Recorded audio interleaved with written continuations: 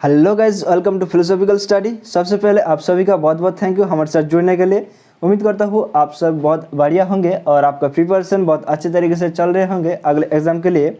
तो गाइज आज हम डिस्कस करने वाला हूँ यूनिट 10 अप्लाइड फिलोसॉफी से 10 MCQs को, जो कि आपको पेपर में बहुत हेल्प करेगा।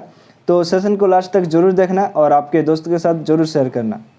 एक ज़रूरी बात, अगर आप न्यू हैं तो अभी चैनल को सब्सक्राइब करके ऑल नोटिफिकेशन को ऑन कर लीजिए अगर आप हमारे साथ प्रिपरेशन लेना चाहते हैं तो गाइज शुरू करते हैं।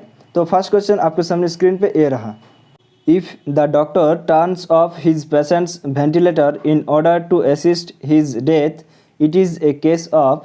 तो यदि डॉक्टर रोगी की मृत्यु में सहायता करने के लिए उसके वेंटिलेटर को बंद कर देता है तो ये मामला क्या है?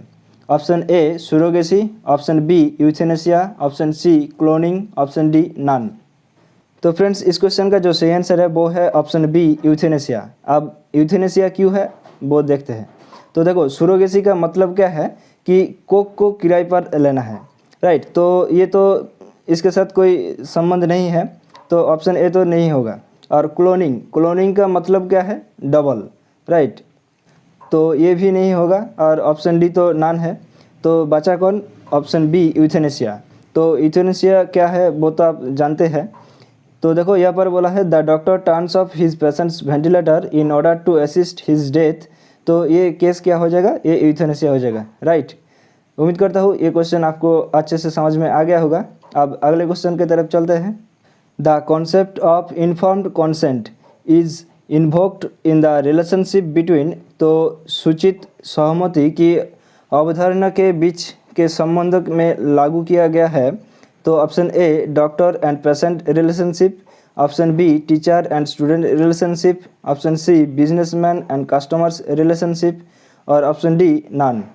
तो फ्रेंड्स इस क्वेश्चन का भी जो सही आंसर है वो है option A doctor and patient relationship. तो गाइज ये हम लोगों ने यूथेनेसिया जहाँ पर डिस्कस किया था वहाँ पर हम लोगों ने पढ़ा था, राइट। अब अगले क्वेश्चन की तरफ चलते हैं। Which of the following does not fall under medical ethics. तो निम्नलिखित में से कौन चिकित्सा नैतिकता के अंतर्गत नहीं आता है?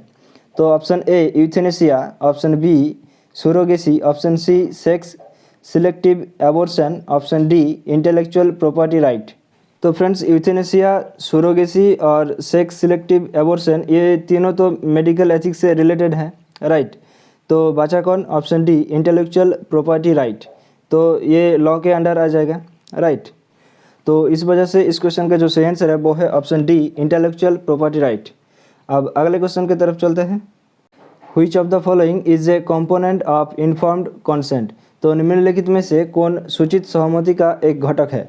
तो option A disclosure, option B understanding, option C voluntaries और option D all of the above.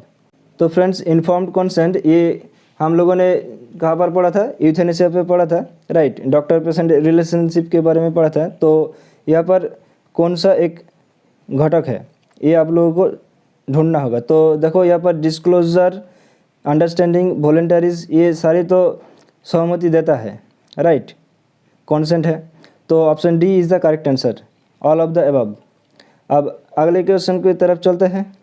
Indian Chipko movement was. तो भारतीय चिपको आंदोलन था option A for development, option B for ecological preservation, option C mass protect या फिर option D none. तो friends Indian Chipko movement was for ecological preservation, right. Option B is the correct answer. आप देखो यहाँ पर देखो, द चिपको मूवमेंट और चिपको आंदोलन was a forest conservation movement in India, right. और the movement originated in 1973 at the Himalaya region of Uttarakhand, right. और जो एक्टिविस्ट थे, गांधीयन एक्टिविस्ट सुंदरलाल बहुगुणा, उन्होंने डायरेक्शन दिया था इस मूवमेंट को। और जो उस समय का प्राइम मिनिस्टर था इंदिरा गांधी, ठीक है, उसको अपील किया था और उन्होंने बैन कर दिया था ये काटिंग ट्रीज़ को, राइट। अब नेक्स्ट क्वेश्चन पे चलते हैं। Which of the following is managed by लाउडा। तो निम्नलिखित में से किसका प्रबंधन लाउडा द्वारा किया जाता है? तो option A Dal lake, option B Manasbal lake, option C both A and B, option D none. तो फ्रेंड्स लाउडा stands for lakes and waterways development authority. Right. और इस क्वेश्चन का जो सही आंसर होगा देखो ऑप्शन ए डाल लेक, ये तो बिल्कुल होगा, राइट। और ऑप्शन बी मॉन्सबॉल लेक, ये मुझे डाउट है, आप थोड़ा इसको गूगल में चेक कर लेना है, राइट। इसको गूगल में सर्च करो। अब अगले क्वेश्चन की तरफ आते हैं। William McDonough 1998 challenges us to rethink our story about environmental sustainability and waste in terms of। William McDonough ने हमें पर्यावरण स्थिरता और कचरे के बारे में अपनी कहानी पर पुनर्विचार करने की चुनौती दी है। तो option A zero emission, option B zero pollution, option C zero waste और option D all of the above. तो फ्रेंड्स इस क्वेश्चन का जो सही आंसर है वो है option D all of the above. तो जीरो एमिशन, जीरो पॉल्यूशन और जीरो वेस्ट, इन सभी के बारे में रीथिंक करने के लिए विलियम मैकडोनो ने कहा है, राइट। अब देखो यहाँ पर, तो फ्रेंड्स ये question a compare to applied ethics से ले गए हैं और इस बुक को एडिटेड किया है आर.जी. फ्रे और क्रिस्टोफर हेट ऑलमैन ने, राइट। तो यहाँ पर देखो William McDonough challenges us to rethink our story about environmental sustainability and waste in terms of zero emissions, zero pollution and zero waste, right? Or his edict waste equals food is meant to challenge us to design industries, products and service that are completely self-contained, reducible to recyclable and regenerating, right? अब अगले question की तरफ चलते हैं। ASCI stands for, तो ASCI का मतलब है, तो option A advertising standards chamber of India, option B academic standards council of India, option C advertising standards council of India, option D none of the above. तो friends इस question का जो सही आंसर है वो है option C advertising standards council of India. आप देखो यहाँ पर, तो friends ASCI stands for the advertising standards council of India, right. अब अगले क्वेश्चन की तरफ आते हैं।